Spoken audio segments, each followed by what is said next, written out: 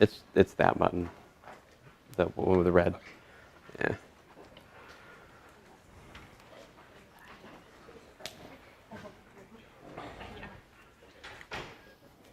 I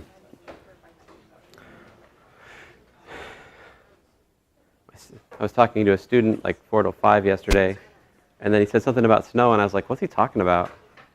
And then I walked out into the Mountain View, and I was like, "Oh, snow! Yay!" Not enough for sledding, though. That's all that matters, right? Did you guys sled on the big hills out there?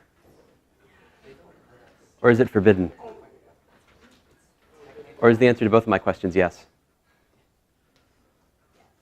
Yes. Because it seems like if you're going down that like really long, steep part, and then you hit the sidewalks, like I was talking to Dr. Joseph, we were walking from place to place. He's like, "I'm pretty sure you'd be airborne after you went to that little flat part and went out like that." It looks fun. Oh well, once upon a time. Actually, when I was little, I was homeschooled. I was in public school for like first grade, but then my mom pulled me out mid-grade because the teacher said I was dyslexic. And my mom said that dyslexic kids don't have third grade math skills in first grade, as she learned in medical school. You're just too lazy to teach my son. And I guess she was right. But I was probably a bad student. But anyway, so we were homeschooled, and so when there was a snow day, but the kids were still in session. This is upstate New York, right? So they don't cancel. It takes a lot to cancel school in upstate New York for snow, right? So the kids would be in school, and there's this awesome like hill in the back of the school. So my brother and I would hike through the woods and go and sled on that hill while school was in session. Then you'd see the little kids lined up against the window going. And then I was like, "Oh, we should go." So of course the teacher would. So we'd run away before we got caught, but it was fun. Oh, I should start class. Let me begin with a word of prayer. So, Heavenly Father, we thank you for this day again, Lord. I thank you for these students. Just ask you to bless this class and just help us to understand what we're doing. In your name I pray. Amen. So, one of you said that like you're not really following what we're doing yesterday. Like, what are we doing? Fair enough, right? What did I do yesterday? Is just introduce a couple new functions to you: hyperbolic, sine, and cosine. At the very end of class, I showed you one of the reasons we're interested in them is because they're useful to parametrize hyperbolas. But there's much more than that. In the theory of special relativity, hyperbolic sine and cosine appear in an interesting way.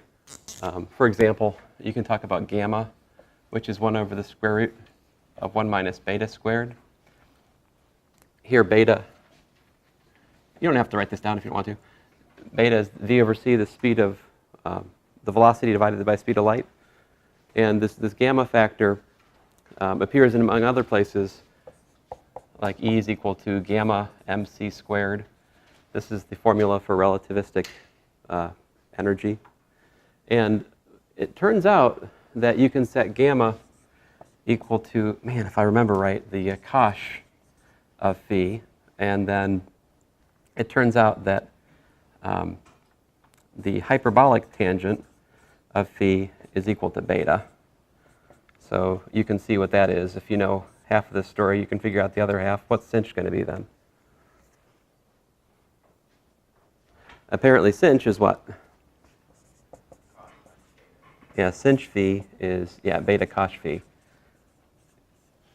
And so this was actually the first place I personally saw hyperbolic sine and cosine. It was not in my calculus 1 either. Of course, I took calculus 1 as an independent study with a lady who hadn't taught calculus in about a decade. She didn't quite know what a limit was at the time she taught me the course. Needless to say, my calculus 1 was shakier than yours, all right? So how did I survive calculus 2? I mean, I had a pretty serious calculus 2 with Dr. Lane at Appalachian State back in the day. I took it mostly with computer science students in the summer. It was a lot of fun. But you know, the reason I survived calculus 2 was I went and asked the professor questions when I didn't understand things, like, what's an exponential function? I don't think I really knew at the time, all right? But it's a daily struggle, right? You have to just keep at it, chipping away, and eventually you understand. But this I didn't see in calculus 2. These things I actually saw in my special relativity course that I took as an undergraduate math and physics major. We were about 2 weeks into the course, and our professor was talking about hyperbolic sine and cosine. We come up to him after class. We're like, what are those? And he's like, what? They don't talk about hyperbolic sine and cosine in calculus? And we're like, no. He's like, you know, because this is basic, like, high school mathematics in other countries, in places, all right? It depends on your background. But, of course, it seems exotic and weird because you haven't seen it before, right? But it's really just a particular combinations of exponentials. This, by the way, here, phi is called the rapidity. And the interesting thing about rapidity is, well, there's a simple expression, rapidities add.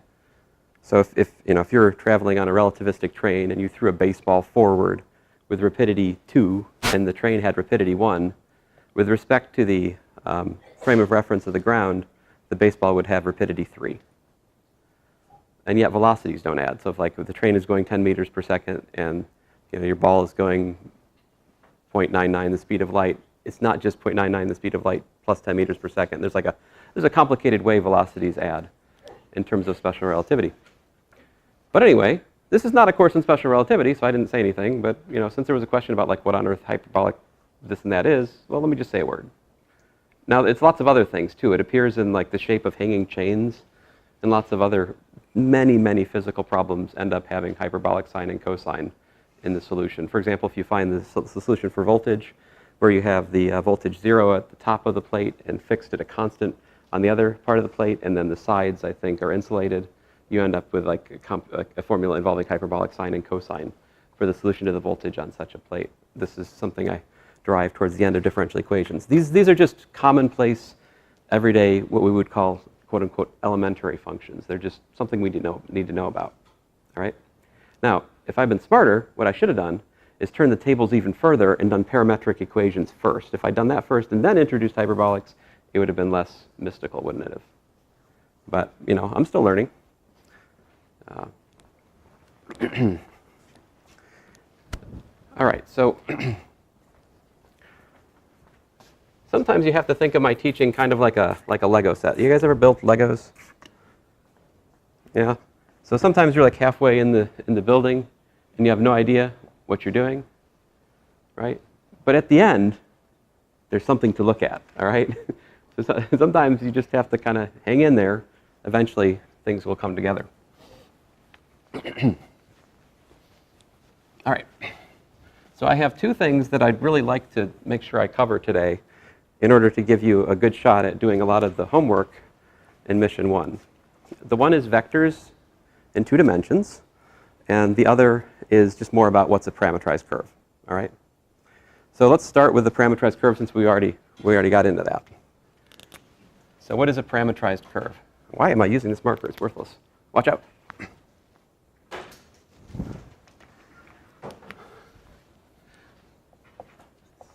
I don't think I've hit a student yet, unless I was trying.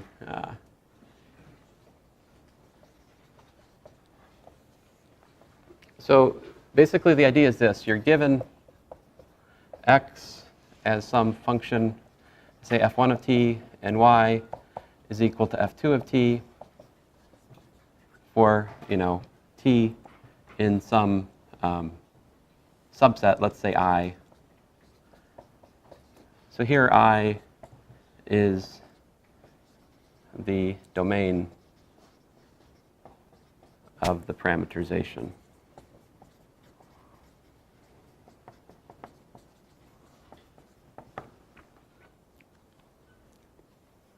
All right. So I'm talking about parametrized curves in the plane, of course. You could also talk about parametrized curves in 3 dimensions or 4 dimensions or lots of other things. That's calculus 3 in part, all right? But I'm focused on 2 dimensions in here. So in 2 dimensions, if you give me x as a function of time and you give me y as a function of time, that suffices to parametrize a curve, right? A parametrized curve is also sometimes called a path, all right? So let me, so I think an example would be helpful.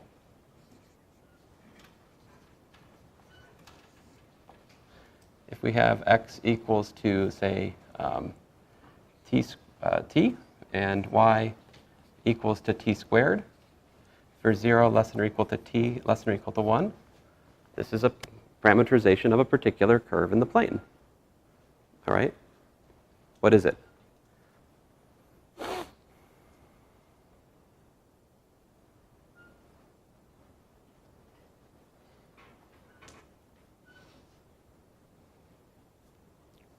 So in order for me to ask you what something is, then you have to have some other idea about curves, right? What's your current understanding of what a curve is in the plane? How would you define it? I mean, do you have a definition? I don't know. I mean, I think the primordial definition, oh, we don't use that word, is something like, this is a curve, right? I mean, it's, you take a marker or a pen or whatever, and you can just keep drawing, and it's a curve, right? I mean, it's just some kind of one-dimensional thing that's kind of strung out, right? But that's not the definition that you've ever seen in a math class, is it? Not really. Mostly you do what? You work with functions, right? Like y equals f of x, and then some equations, right? So I've been burning some time. Do you have, anybody have an idea what this is? Yeah? A function with a fixed slope. Oh, does not have a fixed slope. I would agree with that. Oh, this one, yeah, that's true. Or that one. Are we talking about this one or that one? Any curve. Okay. Yeah, I agree that generally curves have a variable slope. Totally with you. In fact, if we said that the curve had a constant slope, that would pretty much tell you which curve it was. Which curve would that be? It's a line, right? If I told you a curve had a fixed curvature, what would that be? Constant curvature all the way around. Circle. I didn't even define curvature. How do you know that? See, these words have some kind of intrinsic meaning, don't they? But this one way we could find what the curve is, sometimes we can eliminate the parameter. So how would you eliminate t here? Well, let me not do that. Let me instead, so here's the sort of stupid way to do things. You put t, you put some values. So we got, say, 0, 0.25, 0.5, 0.75, and 1. All right, this is the way we had to do things before we had computers. At some point today, I'll get my computer out and show you how to do these things. There's a wonderful website called desmos.com, www.desmos.com. And we can actually plug in parametric equations into there and look at them. Right? We can graph with a website, or Mathematica if you like. But I prefer Desmos because no licensing. So 0, 0.25, 0.5, 0.75, 1, right? That's t. Why is t going from 0 to 1 in this example? Because I said so, right? That is it. There's nothing deeper than that, all right? One of you asked yesterday, why does t go from 0 to 2 pi? That was my choice, all right? So that's one thing we have freedom over with the parameterized curve is we can choose a domain for the parameters, all right? Now, there may be other terms and conditions which force us to choose a particular domain, but you can expand it or contract it. I mean, you got choices.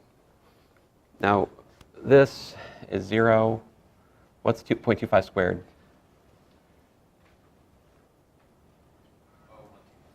0.0625. And this is what? Yeah, 0.25. And this is, oh, I don't know, what's 75 squared?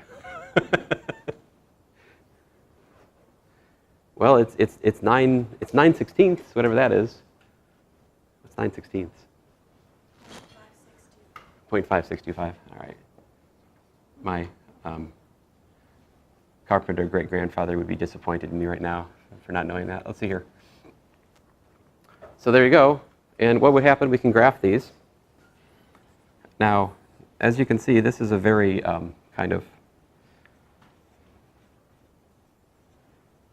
slow method to create the parametrized, to find a picture of the parametrized curve doing this, but we can. Let's see here. Oh, let me try to do it to scale.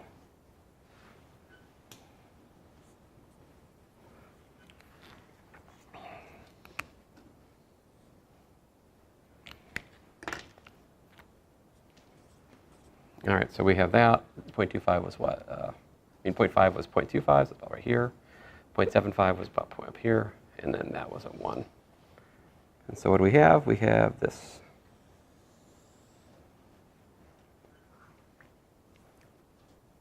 And with a parametrized curve, we like to put a little arrow in the direction of increasing parameter. All right. Now, I have called t time. T could be time, all right? But mathematically, t could be really something else as well. But physically, it's kind of a useful intuition to think of t as being time. And then it's not so surprising that there are different parameterizations for a given curve, right? What is this curve? If we don't want to write time, what is this? Can you tell me the equation that this red line, or well, curve really, satisfies in terms of y and x with no t? Yeah? Y equals x squared. Very good. But it's y equals x squared for what? For 0 less than or equal to x less than or equal to 1. So it's just this little snippet, this little piece of the parabola, right? And we've given it an orientation, a sense of direction. It's going from 0 to 1. So that's something parametrized curves have over just the kind of curves you've looked at before, right? Like like a solution to an equation. I give you a circle, x squared plus y squared equals to 7.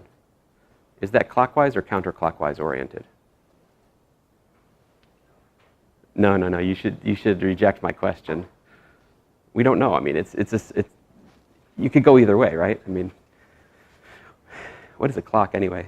But you wouldn't know from this room, right? But anyway, that's a generic comment in any Liberty classroom. There's no clock. But so yeah. Now, what would happen if instead of saying x equals t, I put minus t there instead? It'd be the same, like the same set of points, right? Oh wait, would it be the same set of points? What happens if I put minus t there? We'd actually go like that, right? If we didn't change the domain of the parameterization.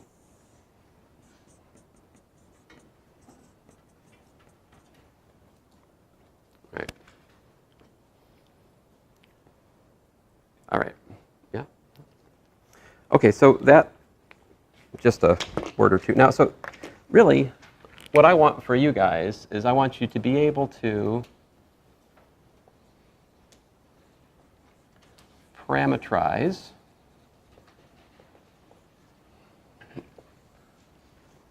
all right, this is what I will likely test on. Really 4 things.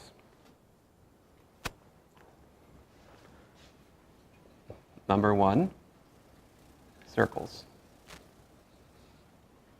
Number 2, hyperbolas.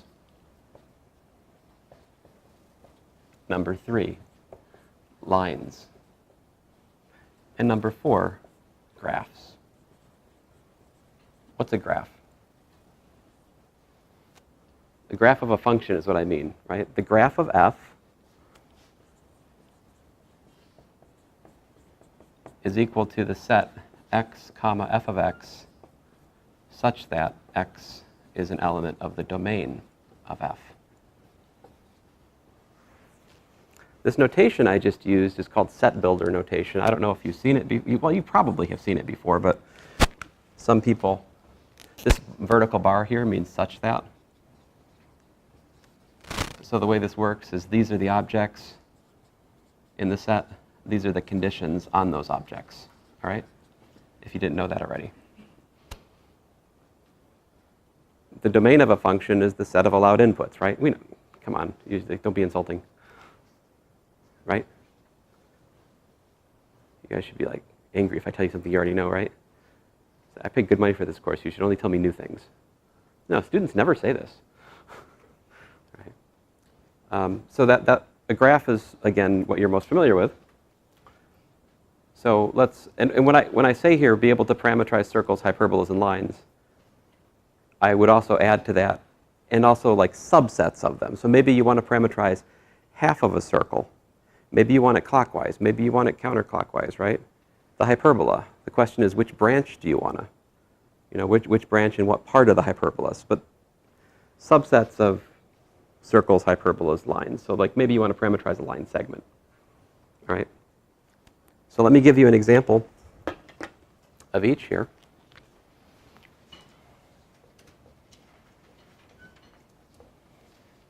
So let's try to parameterize x squared plus 4x plus y squared minus 6y equals to 0. Parameterize upper half of this circle in counterclockwise fashion.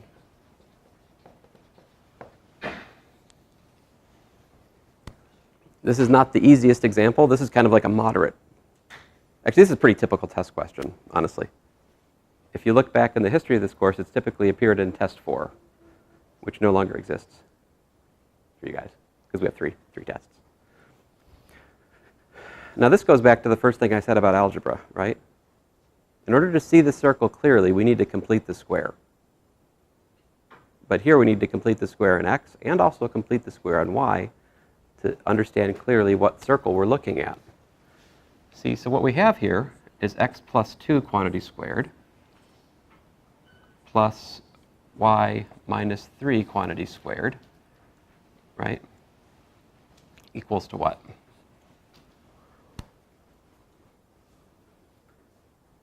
I mean, if you look at x plus 2 quantity squared, that gives us an x squared and a 4x, right?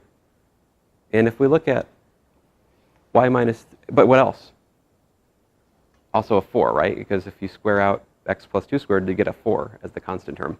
Y minus 3 squared, if you multiply it out, we get a 9 as the constant term. Both of those are missing from the original expression, so to be fair, I have to do what? Subtract them from the left-hand side. Or I could add them to the right-hand side, right? So we have 4 plus 9 over here, you get 13.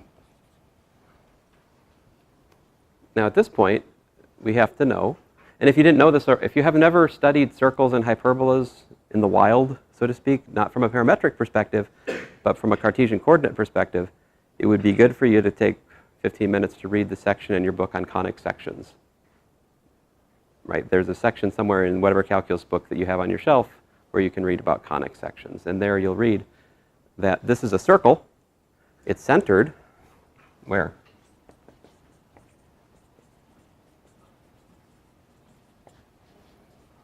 Yeah, -2, 3. And what's the radius? Yeah, the square root of 13. All right?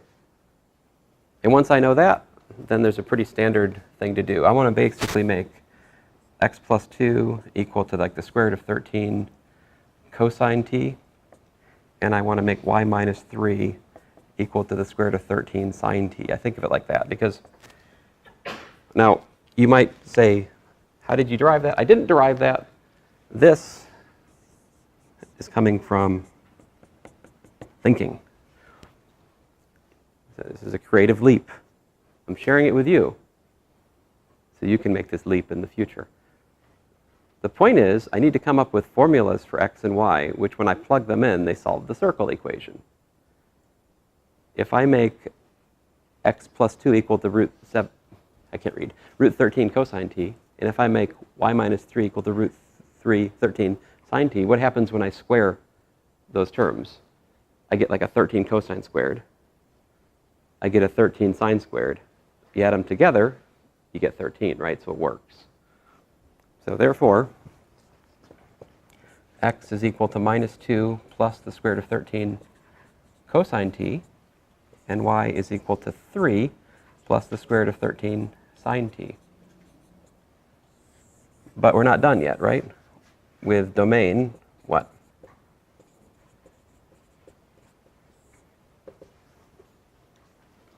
Let me draw a picture. Pictures are helpful here. Minus 2, up 3, right? And it's got a square root of 13 is what, like 3 point something? So we're trying to parameterize this this half circle, right?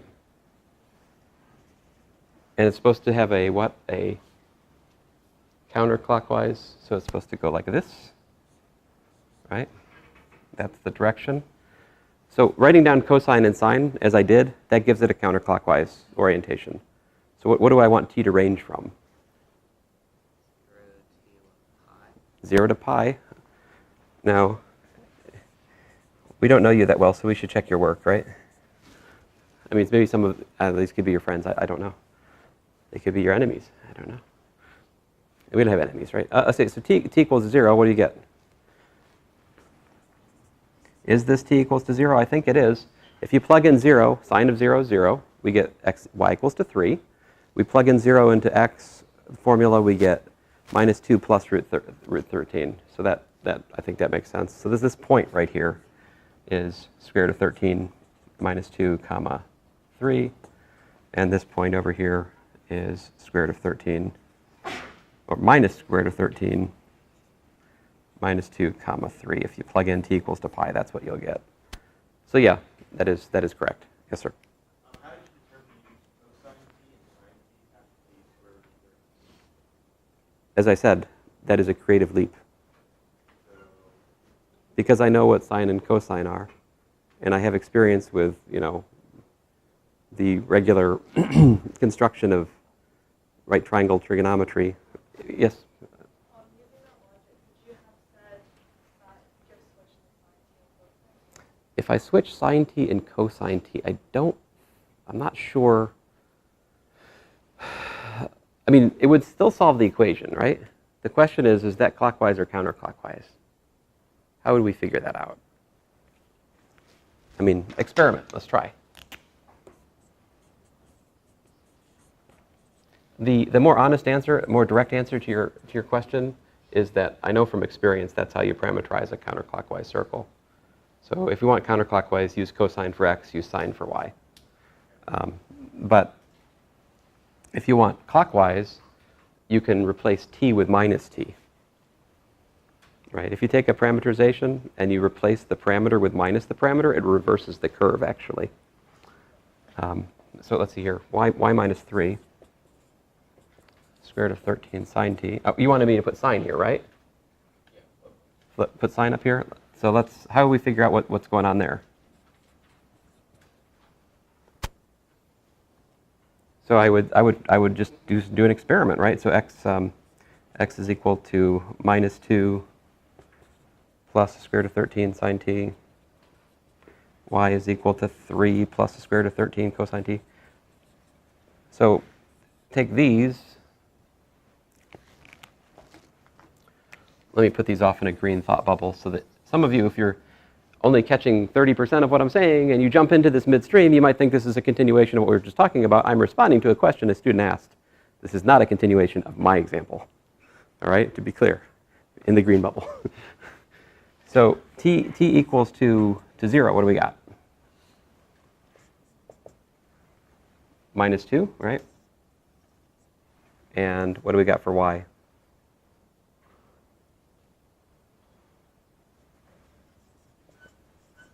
3 plus the square root of 13, right? Where's that?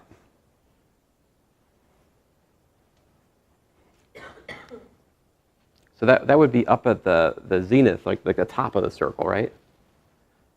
And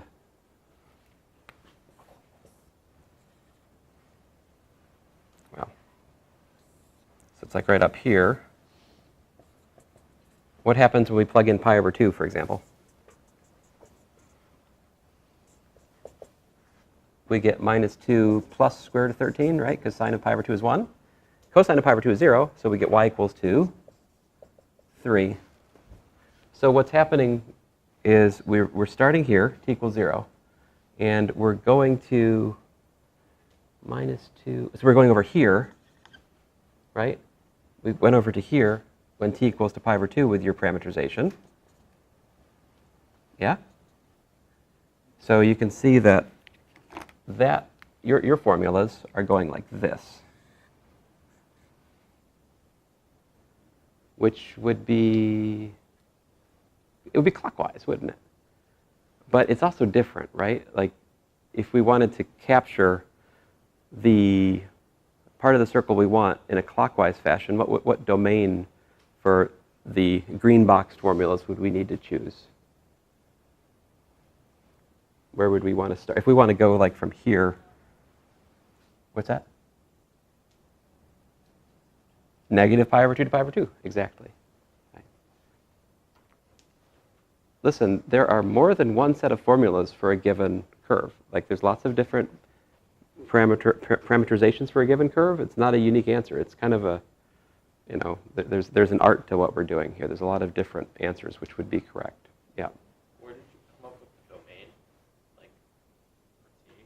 Well, I know that cosine goes from 0, you know, goes from 0 to 1 as you range from, well, excuse me, cosine goes from what? Cosine ranges from 0 to minus 1 as you range from 0 to pi. And I know that sine ranges from 0 to 0 again as I go from 0 to pi. So those are the right kind of functions because what do I want? I want the x to go from positive to negative, and I want the y to stay positive. I want the y to range up and then range back down. So that shows me that the sine function is the right function. But again, the answer I just gave another student was because I've done this before. It's experience guided by, you know, knowledge. Long story short, again, if you want to parameterize a circle, you can use cosine and sine. Yep. Well, I saw another question. I was just going to ask if every time you parameterize a circle, it's the equation set you're going to use. Like, if it's just consistent every time you parameterize a circle. It depends on the terms and conditions. Is it clockwise? Is it counterclockwise? Are we talking about the upper half, the lower half, or the whole circle? Last time we did the whole circle, right? And it was centered at the origin, so we could just straight up use sine and cosine. And it was a unit circle, so we didn't even have r equal to something hardly at all. I mean, r was equal to 1 in my example at the end of last class. All right, so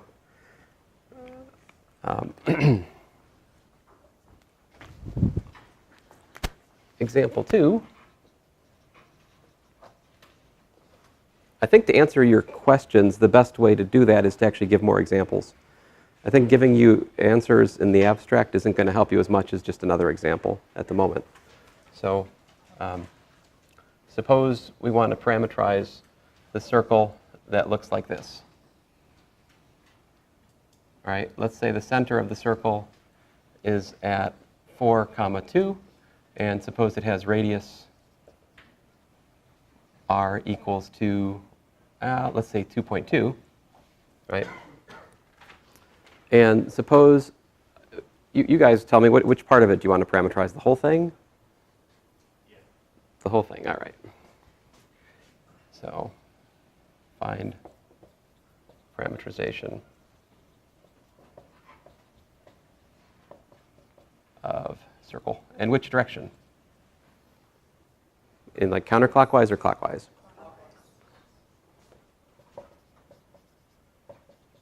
All right. So one thing I could do, I could write x equals to 4 plus 2.2 cosine of t. And now this is not the answer, guys. Y is equal to 2 plus 2.2. And you guys tell me in a second why this is not the answer. Sine of t. 0 less than or equal to t less than or equal to 2 pi. What would I just wrote down would be a parameterization of the entire circle, but in the what sense? In the counterclockwise sense, right? Now the reason I'm writing this down is to emphasize another idea, which is we can reverse the curve by swapping t for minus t, right? So this is time travel, right? It's like reversing the time, yeah.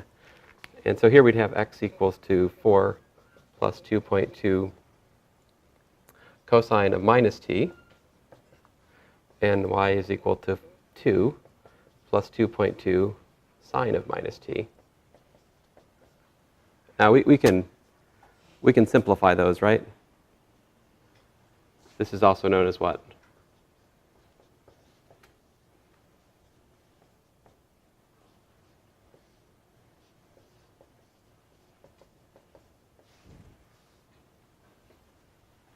So there you have it. these are a parameterization for the circle in the clockwise sense.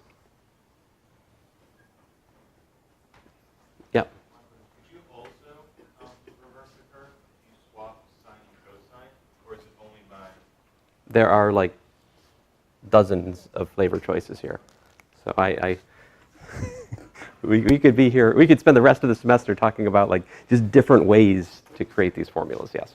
Now I will say, if the significance of the formulas is that they are telling you the path, the actual physical position that is traversed by a physical object, this comment I'm making about arbitrary parameterization is no longer relevant, right? If I take this and do that, it's not up for debate whether or not there are like multiple equations I could have given to my dirty wiping rag, right? There's a specific parameterization that cloth just traveled over there, right? So if we're talking about a physical trajectory, there's a unique answer in principle, setting philosophy aside, experimental uncertainty, all that good stuff. But from a mathematical perspective, if you're just talking about creating a mathematical model for the curve that satisfies this set of given parameters, well, unfortunate term, conditions, then there are many choices. You know, well, okay. Focus. All right, example 3.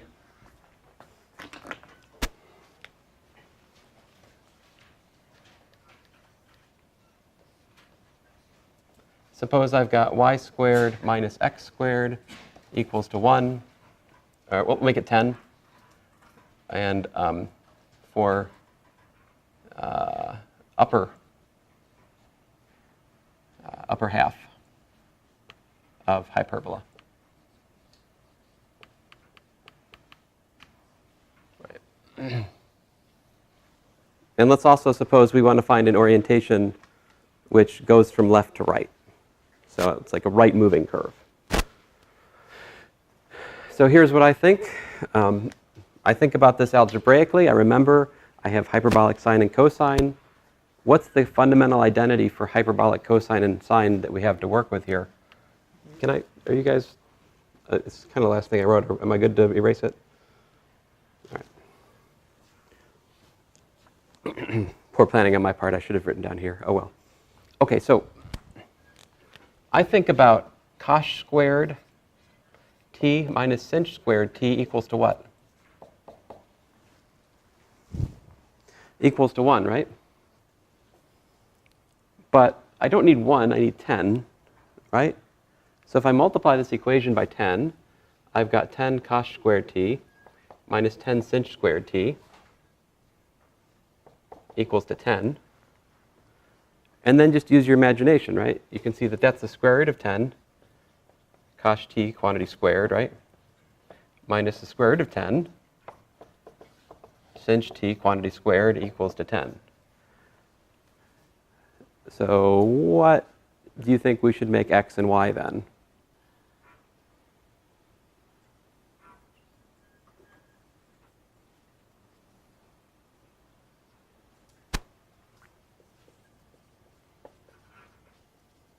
X equals to the square root of 10 cos t, and y equals to the square root of 10 sinh t. These are good choices.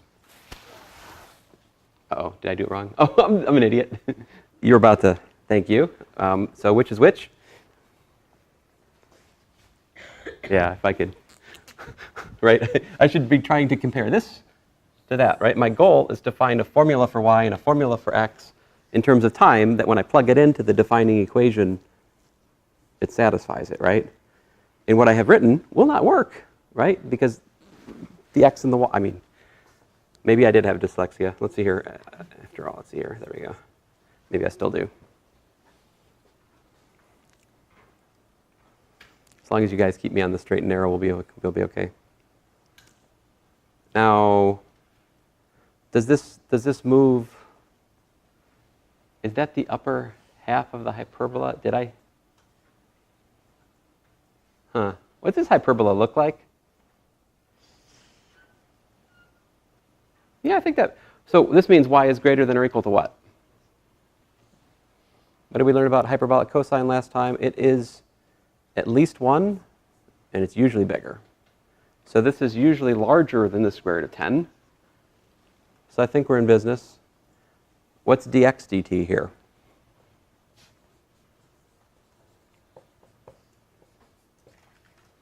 It's the square root of 10 cosh t. Is this positive? It is.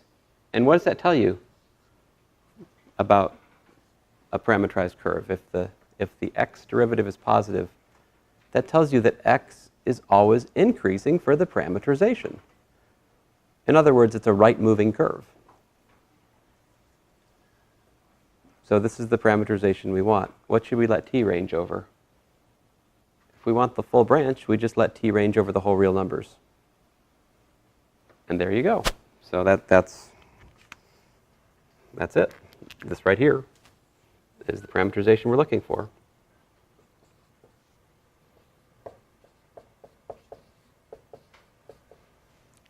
Yes, sir. Just the upper half of the hyperbola. Yep. The upper half. That's for the upper half, because y is what? Y is what? Y is greater than or equal to the square root of 10. So how would you parameterize the lower half of that hyperbola if you wanted to? It's the same algebraic equation in x and y that we have to satisfy, but we need what? We need we need y to be what? Negative. So all you do is take the equations that I have and slap a minus in front of the cosh. If you put a minus on the y formula, then that will parameterize the lower half of the hyperbola. But hyperbolas are interesting. They're disconnected, right? They've got two branches that are not connected. And so if you're going to parameterize the branches, you need like separate cases to parameterize the separate cases, unless your formulas are really kind of exotic. So next up, line segment.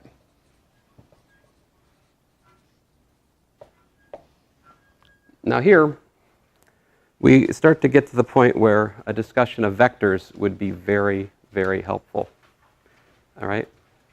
So I'm going to start vectors here for you guys. What is a vector?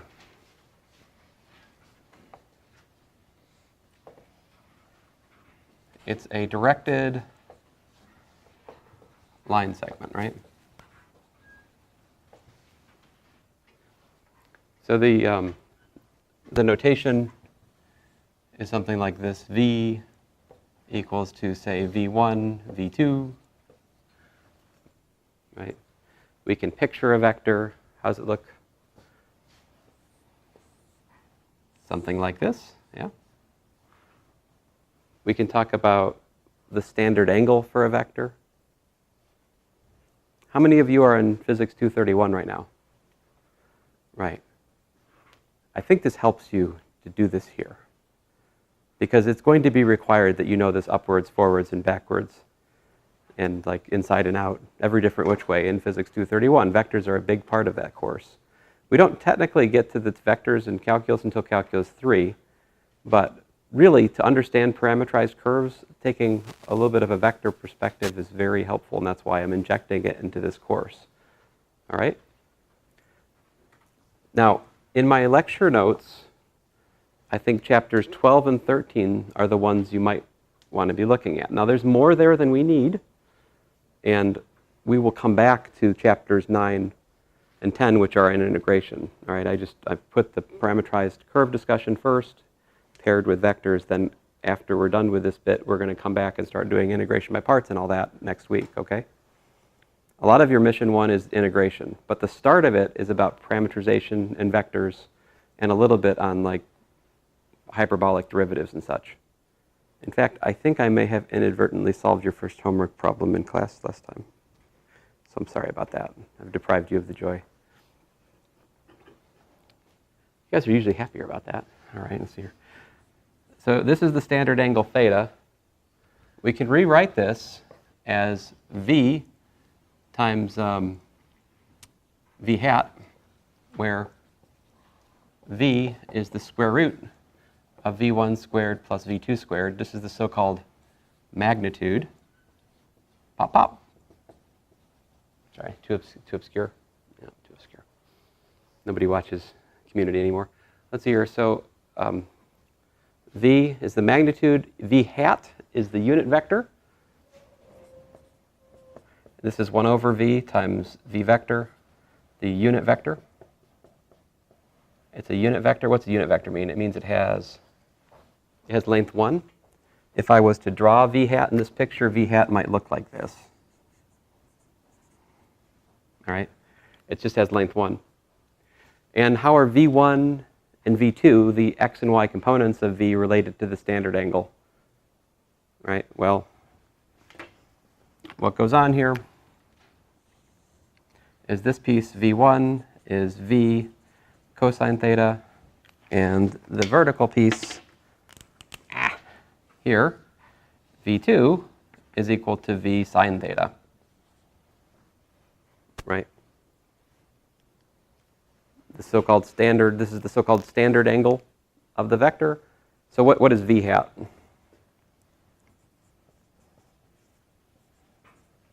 We can write it as a vector. It's actually cosine theta, comma sine theta. Right? So if you wanted to superimpose on this picture the unit circle, you'd see that the unit vectors always fall in the unit circle. They just point in the direction of the vector. But there's an obvious equivalence, right? If you give me a standard angle, I can give you a unit vector that points in the same direction and vice versa. Right? Yep. The notation used to contain v1 and v2, what does that mean? This? Yeah. This means that we're looking at a directed line segment with x component v1 and y component v2. Now, and so my notation in most calculus books' notation is a little bit annoying in the sense that I don't really distinguish mathematically between that and the point with coordinates v1 and v2. What would the point with coordinates v1 and v2 be? Well, that's just this point right here. It's a mathematical point. What is that? I mean, it's a mathematical point. But I would use this notation when I'm thinking about a point. So v1, v2 that's the point in space which the direction, which the vector based at the origin points to, right? There's an obvious correspondence between vectors from the origin and points, right?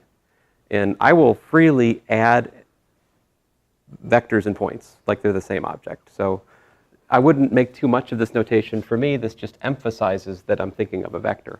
In your physics book, you'll use like IJK notation to emphasize it's a vector. Right? Now, so line segment. Here's how you do it. If I got a point P, and if I've got a point Q, all right, then, of course, I can think of P as being, I want to make this, I want to find a parameterization going from here to here. I want to make this BT equals to 0. I don't want to make that BT equals to 1. There is a simple and really elegant way to do it. You let the parameterization R of t be P plus T times Q minus P.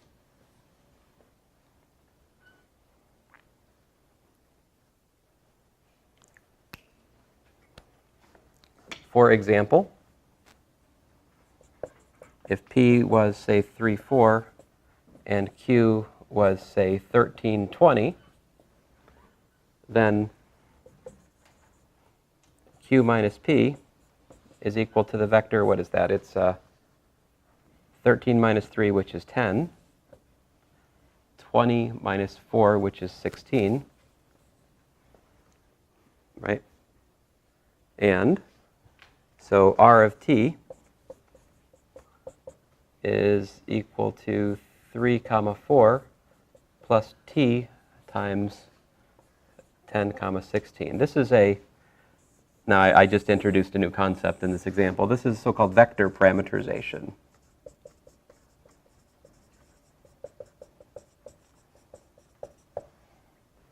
Vector parameterization of the line segment. Again, the domain is 0 to 1 by my construction. You can check it out. Does it work? What happens when you plug in t equals to 0? What do you get? If we plug in t equals to 0 into this formula, we get 3, 4. What happens when we plug in t equals to 1? We get 3, 4 plus 10, 16, which is 13, comma 20. So, I mean, the proof is in the pudding, so to speak. And now, in the language we started with today, what's the scalar parameterization of the line segment? Well, the scalar parameterization of the line segment would be x equals to 3 plus 10t, and y equals to 4 plus 16t. All right, so when you're asked to parameterize a curve, you have two different notations that you can use. You can give me a pair of equations, one for x, one for y, or you can give me a single vector-valued function of time, r of t, which parameterizes the curve. In physics, this r of t is called the position at time t of the particle. Right? So we can think of parameterizing a curve as being, giving the possible position of a particle that travels along the curve at time t is one interpretation. Anyway, I have more to say about vectors and I have more to say about parameterized curves, but we'll pick it up again next week. So, and by the way, next week I will be asking, do you have any questions about mission 1? And I'll start trying to field questions that you have about the homework, okay? I didn't do that this week because we lost a day. If you haven't already, did you stop it?